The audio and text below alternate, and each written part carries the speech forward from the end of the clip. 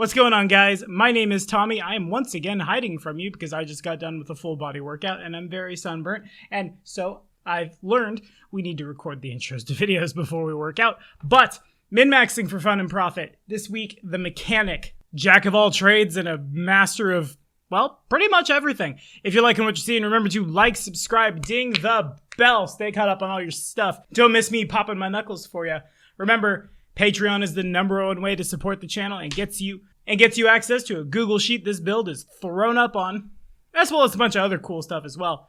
Now, let's hit it. Okie doke. So the mechanic is a real interesting class in Starfinder. Not even gonna lie, there are bits of it that feel like the 2E inventor was taking notes from it. There are bits that feel like the summoner of first edition kind of like rolled together and then made into a class of its own. By that notion, it feels like it does a lot of things, and one of my first thoughts with the mechanic is, well, will this run into jack of all trades, master of none kind of territory? That said, having GM'd for 2 of them in the past, the class is real good. The class almost has no wrong choices for its AI, and very much like the first edition Bard, though without the charisma, feels very jack of all trades and in fact a master of most. All mechanics get an ability called Bypass, which gives them a +1 insight to computers and engineering, which ticks up as you level. Pretty big considering, you know, those are 2 of the things you're rolling the most during like dungeon crawling in Starfinder. To say nothing of when you're on a starship. This is a class that very clearly can do 2 different things depending on if you need them to be a science officer or in engineering, which is really useful for smaller crews or for crews where one of the other officers primarily might need someone to aid them or might need to like run to the gun or something. They all also get this cool ability called Overload, which says as a standard action you can cause a short an electronic device, including most range energy weapons, melee weapons with the powered special property, or a single armor upgrade.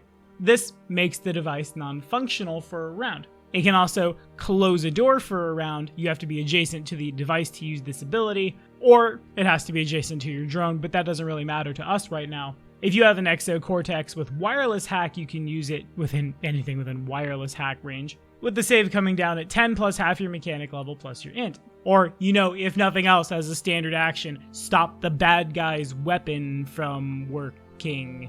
It does a bunch of other cool stuff, down to the brass tacks with it. For our artificial intelligence, today we will be choosing the Exo-Cortex. This is primarily because I've GM'd for exactly 2 mechanics in very recent memory, an Android and Isoki, both who chose Exo-Cortex and both do really cool things with it. Not only does that give you cyberpunk vibes, it gives you an ability called Combat Tracking, as a move action during combat beginning at first level. As long as the target is in sight, you pretend you're a full BAB class when shooting at them. It's really cool. This also gives you proficiency with heavy armor, proficiency with long arms, weapon specialization in long arms, a bunch of other cool stuff as well. Mechanically, today for our choice of species, we will be playing a Gauze Claw. It gives us a buff to dexterity and intelligence, which are 2 things we love. It gets a pseudo compression ability, which is really powerful, and has a burrow speed only of 10 feet, but I think in Starfinder, I value that burrow speed more than a fly speed,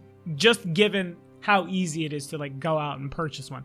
The +2 racial bonus to computers, engineering, and physical sciences, with one of those being a class skill for us. Well, all of them already are, but it's a +2 to everything we're trying to roll, good stats, and some sweet tech as well. What more do you want? Cyberborn will be our theme because it's very on flavor. Further pads out our intelligence. For our starting ability scores, we're looking at a strength of 10, dex of 16, con of 10, int of 17, wisdom, and charisma of 10. A ranged pseudo-marshal who always has something to do outside of combat is the name of the game on this one. Now let's talk some feats. First things first, completely flipping my normal dialogue. Who am I and what have I done with me? It's improved initiative. We'll talk more about why we're taking that here now. Suffice to say, there's some stuff mechanic gets that allows it to go first, so leaning in earlier seems to be a good idea. We'll next take weapon-focused long arms to account for that lack of base attack bonus when we're not combat tracking. followed by Iron Will, and then its big brother, Improved Iron Will, because it's our worst save, because our wisdom doesn't really get better much farther on. We have some other tech versus will save things. That's a pun in and of itself for the mechanic, I suppose. But padding out something we suck at, not horrible. Next, didn't know this gem existed. Probably should have put it on my operative, TBH. Follow this card right up here if you missed that video. I don't know how to say this word. The French may pronounce it differently than my good, wholesome American sense does, but Ambuscade. When you act in the surprise round and attack a target that hasn't acted yet, you get a +1 on attack roll and a bonus to damage equal to half your babs, so that's a thing. That's so good that feels almost staple for any party that's not kicking down the door, shrieking blood for the blood god at the top of their voice, and then like attacking with their lightsabers. Then we'll take Great Fortitude, Improved Great Fortitude, followed by Penetrating Attack, which lets us strip away some resistances or DR when we're shooting people in the face. Then Lightning Reflexes, Improved Lightning Reflexes. It's so weird that we're taking these very like boring feeling staple feats for this kind of character, but we're basically always using our standard action to do something else. So things like Deadly Aim don't work so great for us. Having our feat side of the build just support makes a strong foundation for everything else. Like our mechanic tricks. Overcharge right out the gate. As a standard action, you can use your custom rig to overcharge and attack with a ranged energy weapon, or a melee weapon with a powered special property, aka your standard issue laser rifles and things. If you hit, you deal 1d6 additional damage of the same type the weapon normally deals. This attack uses 3 times as many charges from the battery or power cell as normal, and can't be used if the weapon doesn't have enough charges. This trick has no effect on a weapon without a battery or power cell. You can instead use this ability as a move action on a touched powered weapon that is unattended or attended by an ally, to grant the same effect to the weapon's next attack before the beginning of your next turn. So a couple things here. First things first, gonna get it out of the way now.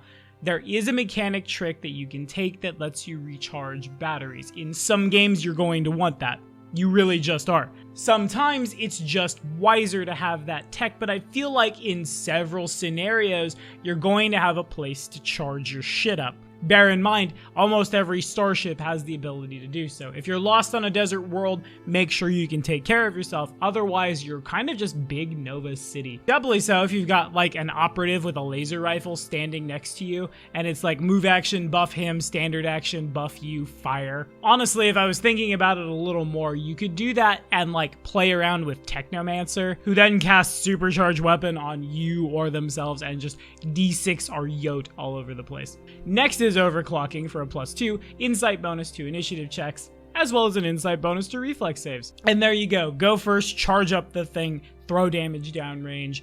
Go first, exocortex combat tracking, standard action, shoot them with the big laser. Neural Shunt is next. Once per day as a reaction, when you fail a save against a mind-affecting effect, you can shunt that effect into your exocortex. When you do so, you are not affected by the mind-affecting effect, but for the duration, you lose basically everything you got from your exocortex, and you can't use any of its abilities, including any proficiencies and mods it grants you, so like carry a small arm.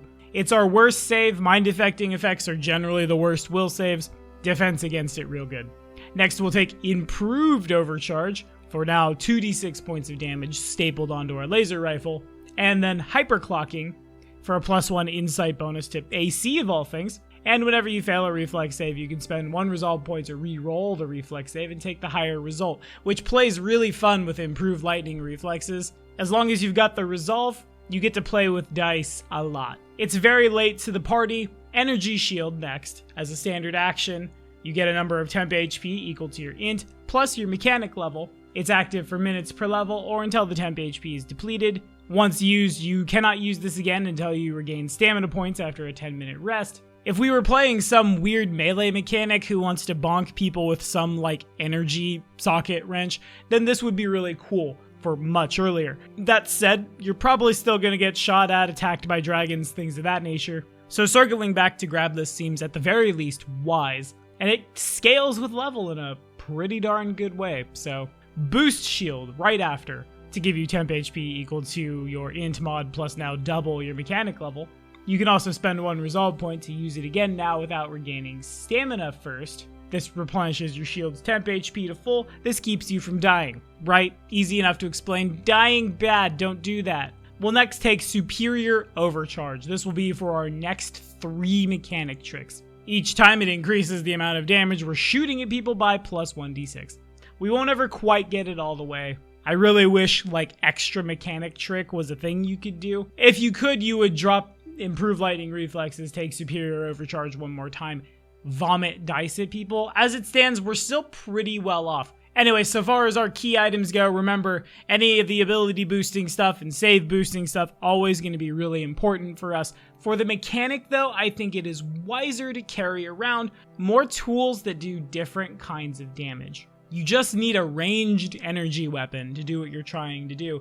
But if you're carrying around something that does fire damage and you run into a fire elemental, that sucks. Hedge your bets, kids. It's super important. Anyway, that's all the time I have for this one. It's pretty short, pretty sweet, pretty straightforward, as truly the mechanic is once you build it out. It has the building blocks to do whatever the heck you want, and our take specializes it into one thing. That is throwing lots of d6 at your GM. What do you think? Have we played it? Have we rolled it up? Throw it down in the comments. Thank you guys as always so much for watching. We'll see you next time.